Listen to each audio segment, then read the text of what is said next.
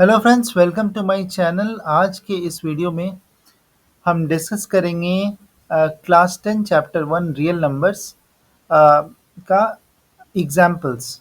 ठीक है, तो इस सीरीज़ में हम सारे एग्जाम्पल्स भी डिस्कस करने वाले हैं। ठीक है, तो पहला एग्जाम्पल इस चैप्टर का है जिसको आज हम डिस्कस करने जा रहे हैं। ठीक है, तो द क्वेश्चन इज कि consider the 4 to the power n।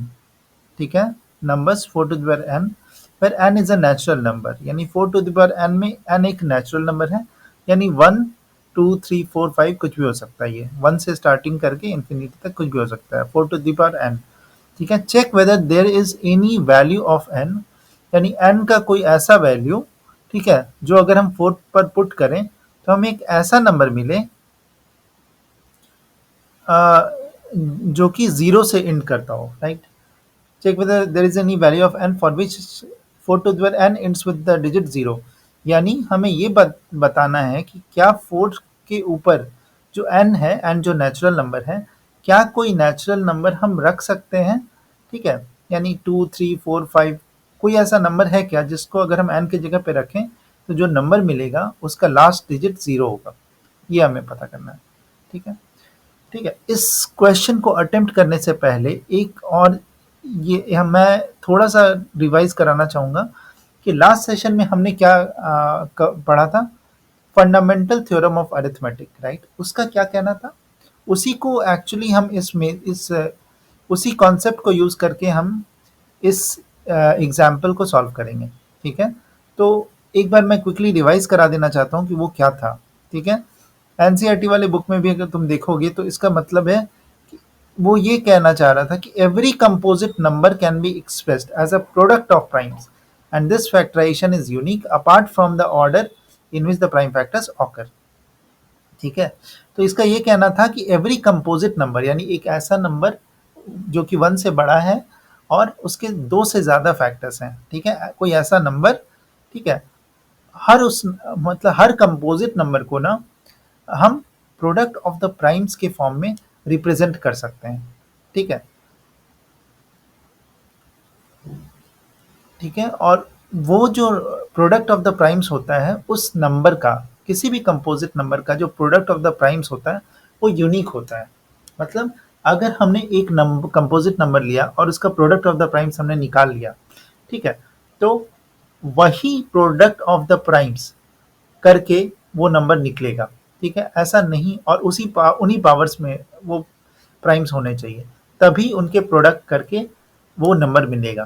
ठीक है, ऐसा नहीं होगा कि आज कोई नंबर हमें सपोज x मिला और उसके प्रोडक्ट ऑफ द प्राइम्स में 3 प्राइम फैक्टर्स हैं, 2 3 एंड 5, तो एक और प्रोडक्ट ऑफ द प्राइम उसी नंबर का हमें मिल जाएगा जिसमें 7 भी होगा। ऐसा कभी नहीं होगा। ठीक है, तो प्रोडक्ट ऑफ द प्राइम्स किसी भी नंबर का यूनिक होगा। ठीक है, तो ये था fundamental theorem of arithmetic apart from the order in which the prime factors occur. इसका ये मतलब है कि जैसे मान लो 2 3 5 है। ठीक है, तो पहले तुमने 2 दिया, उसके बाद मल्टीप्लाइड बाई 3 दिया, उसके बाद मल्टीप्लाइड बाई 5 दिया, उसको तुम ऑर्डर को तो चेंज कर सकते हो। 3 क्रॉस 5, 3 इंटू 5 इंटू 2 हो सकता है, 2 इंटू 5 इंटू 3 हो सकता है, लेकिन उसमें 2 5 और 3 ही रहेंगे और उन्हीं पावर्स में रहेंगे जिसमें वो प्रोडक्ट ऑफ द प्राइम से मिले हैं। ठीक है, to get that number.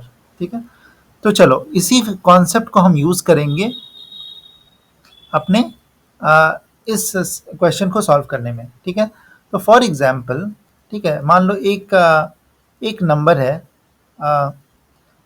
Just for the sake of understanding, मैं थोड़ा ज़्यादा क्लैरिटी के लिए ये एग्जांपल देना चाह रहा हूँ कि मान लो 180 है। ठीक है, इसका मुझे प्रोडक्ट ऑफ द प्राइम निकालना है मान लो, तो इसका क्या हम करेंगे, प्राइम फैक्टराइजेशन करेंगे। सबसे पहले हम चेक करेंगे कि ये 2 से डिविजिबल है या नहीं। ठीक है, तो लास्ट में 0 है, 0 इज डिविजिबल बाई 2, तो ये पूरा नंबर 2 से डिविजिबल होगा। राइट, तो 290। ठीक है, 2 से फिर से डिवाइड किया, ये आ गया 45। ठीक है, अब 2 से ये डिविजिबल नहीं होगा, 3 से होगा क्या, 3 से होगा, तो 3 से में क्या हो जाएगा, ये हो जाएगा 15। ठीक है, अब ये 15 किस चीज़ से डिवाइड होगा, अगेन 3 से होगा, ये 5। ठीक है, अब ये 5 किस चीज़ से डिवाइड होगा, 5 से ही होगा, उसके पहले किसी से नहीं होगा। राइट, तो 5 1 जा 5। ठीक है, तो 180 का जो प्राइम फैक्टराइजेशन करने पे हमें मिल रहा है, वो क्या मिल रहा है, 2 इंटू 2 इंटू 3 इंटू 3 इंटू 5, ठीक है, ये मिल रहा है, जिसको हम कैसे लिख सकते हैं, 2 to the power 2 into 3 to the power 2 into 5, ठीक है। तो 180 का प्रोडक्ट ऑफ द प्राइम्स जो हो गया वो ये हुआ, ठीक है, ठीक है। तो इसमें कितने प्राइम्स हैं, 2, 3 और 5, ठीक है। तो ऐसा कभी नहीं होगा कि हमें 180 का कोई और प्रोडक्ट ऑफ द प्राइम्स मिल जाए जिसमें कोई और प्राइम भी हो, सपोज 7 भी हो, ऐसा कभी नहीं होगा, ठीक है। जो एक प्रोडक्ट ऑफ द प्राइम मिलता है वही उस नंबर का होता है, that is unique to that number, ठीक है। अब इससे हम ये भी कंक्लूड कर सकते हैं कि कोई भी प्राइम नंबर के बारे में अगर हमें पता करना है, कोई नंबर किसी प्राइम नंबर से डिविजिबल है या नहीं, तो उसका प्रोडक्ट ऑफ द प्राइम अगर हमें पता रहता है तो उस प्रोडक्ट ऑफ द प्राइम में वो प्राइम नंबर जरूर होगा, राइट। नहीं तो अगर नहीं है इसका मतलब वो प्राइम नंबर उस नंबर को डिवाइड नहीं करता है, ठीक है। यानी 180 में 3 प्रोडक्ट ऑफ द प्राइम्स हैं, तो prime numbers 2, prime number 3 and prime number 5, ये तीनों ही प्राइम्स हैं, ऐसे हैं जो 180 को डिवाइड करते हैं, ठीक है। अगर मान लो इसमें 5 नहीं रहता तो इसका मतलब होता कि ये 5 इसको डिवाइड नहीं करता है, लेकिन 5 इसमें है, इसका मतलब 5 इसको डिवाइड करता है, ठीक है। क्लियर है ना। तो हमें क्या, अगर पता करना है कि कोई भी प्राइम नंबर किसी नंबर को डिवाइड करता है या नहीं है, तो उस नंबर का, ठीक है, हम प्रोडक्ट ऑफ द प्राइम निकाल सकते हैं, ठीक है। उसमें वो प्राइम नंबर जरूर होगा अगर उसको डिवाइड करता है, तो अगर वो प्राइम नंबर उसके प्रोडक्ट ऑफ द प्राइम में नहीं है, इसका मतलब वो प्राइम नंबर उस नंबर को डिवाइड नहीं करता है, ठीक है। This is very clear. अब चलो, अब ये कॉन्सेप्ट को ध्यान में रखना, इसी को ध्यान में रख के हम ये वाला सॉल्व करेंगे, ठीक है। तो चलो इस क्वेश्चन पे आते हैं, ठीक है।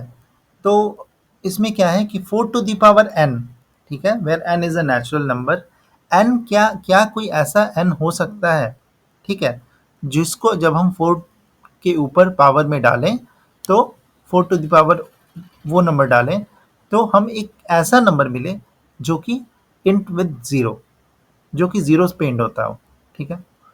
तो चलो देखते हैं कि एज्यूम करते हैं, ठीक है, लेट अस एज्यूम कि 4 to the power n ends with zero, ठीक है। अब मान लो अगर ये हमारा एजम्पशन सही है, 4 to the power n ends with zero, तो कोई भी नंबर जो जीरो से इंड होता होगा वो then it must be divisible by 5, then 4 to the power n must be divisible by 5, divisible by 5, इसमें कोई डाउट नहीं, ठीक है। क्योंकि जब भी कोई नंबर है उसके लास्ट में अगर जीरो है तो it is always divisible by 5, right. तो 49 must be divisible by 5।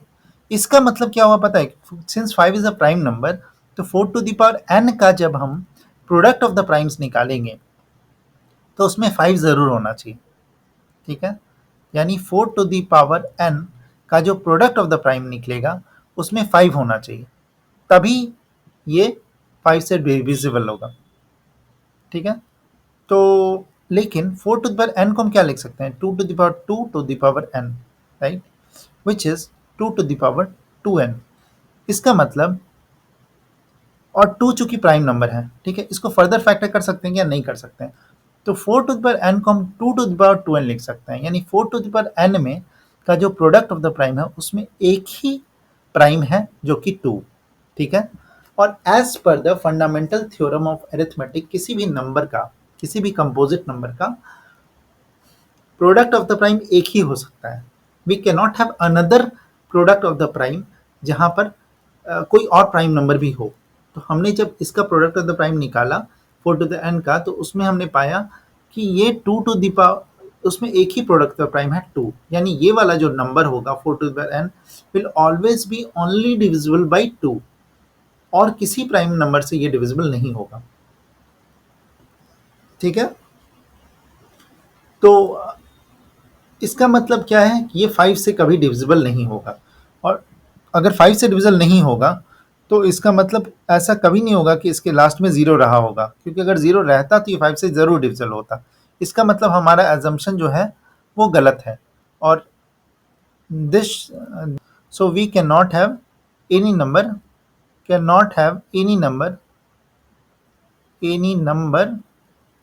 n for which 4 to the power n, ठीक है, ends with 0। ठीक है, सो ये हमारा कंक्लूजन हो गया। तो ये कॉन्सेप्ट था इस क्वेश्चन के अंदर में। होप कि आप लोगों को समझ में आया होगा। आज के वीडियो में इतना ही, मिलते हैं अगले वीडियो में, तब तक अपना ध्यान रखना, अच्छे से रहना। जय हिंद, जय भारत।